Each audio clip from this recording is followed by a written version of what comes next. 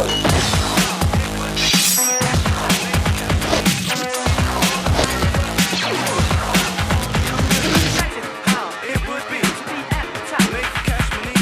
debt buster Richard Fenton is here. Some music makes you want to do something. Yeah. Very nice moves, yeah. Do you think? We're talking saving today, aren't we? About where you should put your money. Now, if you pick up any of the papers recently of late, we've heard that savers are the latest casualty of the credit crunch. Interest rate has gone, but basically pretty much down to 0% in some cases. Yes. People aren't earning any interest. We read out a little bit early, just for a bit of fun, in the Daily Mail, asking children where they would put their money. Some of them come up with some great ideas, in your Lego box, under your bed. Surely it hasn't come to this. Not quite, but if you went back 6 months ago, you know, the Lego box and behind the snowman and, you know, with the rest of the toys might not have been a bad idea, to be fair. I mean, if you'd have asked me 6 months ago if we'd have seen one of the largest financial institutions in the world go under in the form of Lehman Brothers, I'd have probably smiled as I am now at the thought of putting my cash in a Lego box, but of course it happened. But hopefully we've got some good ideas for you today in terms of where you can put your cash and how to save your cash as well. So there still are opportunities to make interest if you shop around and look at some of the accounts that are available on the high street? There are, but they're very, very well hidden. A lot of the deals that are out there at the moment, you can get as much as 6% for a regular savings account. But the average at the moment would be about 1.25%, which is a ridiculously low amount of money, particularly if you're relying on that interest for income. I mean, just coming back to your first point, one of the first things we're talking about today is make sure you put your money in a safe place.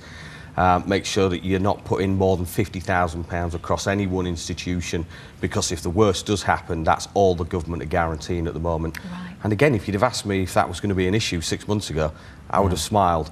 But today, I would seriously suggest that anybody who's lucky enough to have more than £50,000. Yeah, I was just thinking, I might do the same. I might put 50,000 here, 50,000 there. I've put my 50 quid in one institution, but if I ever get the other 3 zeros on the back of that, then I would spread it across. So where should I take my overdraft? Well, leave your overdraft where it is, because you're going to get a better deal on your overdraft than I'm going to get on my 50 quid savings. That's the upshot, because you're not going to be charged as much interest for any kind of borrowing at the moment. That said, overdrafts and credit cards are obviously one of the most expensive ways to borrow cash. Absolutely. But can people still borrow? I mean, obviously the interest rates are down, but are banks willing to lend? Banks are going to be willing to lend to the right people. What's actually happened now is people that were classed as good prospects are now classed as subprime. It's quite interesting watching the government beat the banks up. Well, subprime means you're high risk. Technically, you want to be a primary customer, which means you're a good risk. But people who were previously seen as a good risk, everybody's been rescored, so we've all gone down a notch. So we've all been demoted. The government's beating the banks up on the one hand, saying lend, lend, lend, lend. We need to stimulate the economy. But on the other hand, we're beating the banks up for lending to the wrong people, in theory, 12 months ago, 3 years ago, 10 years ago, to all of these people who were subprime and have currently, consequently rather, defaulted on the mortgage repayments. These are, you're specifically talking about American mortgage holders that were being dished out left, right and centre? That's where the problem started, but it's been replicated here in the UK. It was the reselling of it was the securitisation that we talked about a few weeks ago. It was the reselling of those propositions which have consequently failed, and therefore they've devalued.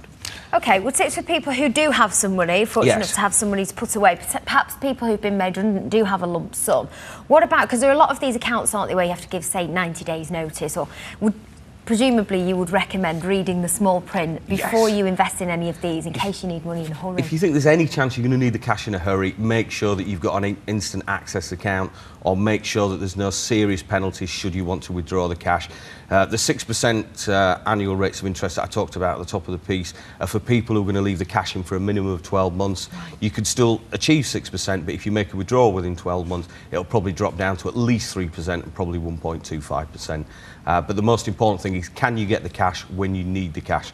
There's little point in saving if for that rainy day, when the rainy day comes, you can't get to the umbrella in time. Yeah, you've mentioned this rainy day fund, and you've also said there, don't think you have to save thousands to make the saving worthwhile. No, absolutely not. You know, a few £100s squirreled away over a course of a year as a rainy day fund for those emergencies. If something happens to the car, if it doesn't happen to the car, it can turn into a nice little holiday. People think that unless they're saving thousands and thousands of pounds, it's not worth it. But even just having, even having 50 quid squirreled away that you're not spending currently is going to be useful to you at some point. Oh, you and those squirrels. Yes.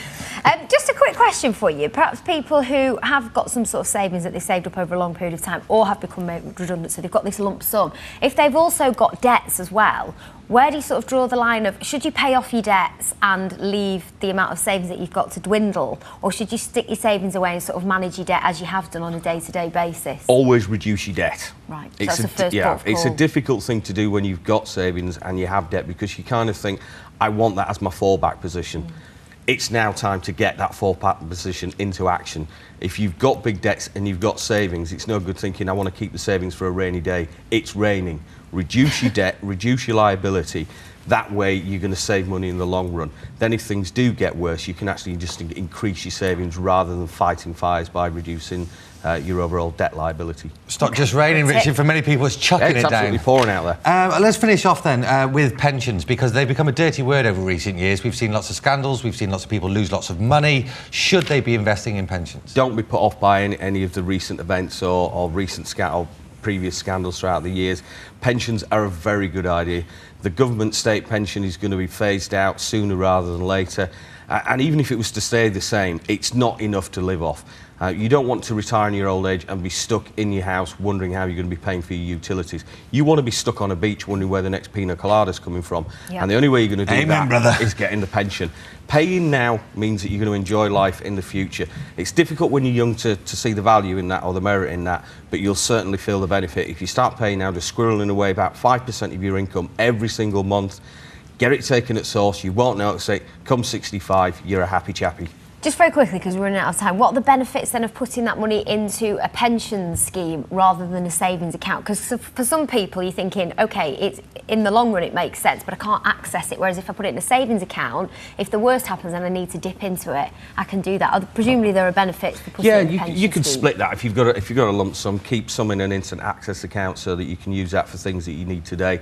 But if you can get a lump sum into a pension and give it a kickstart, it's going to be earning for you straight away, particularly while the markets are low.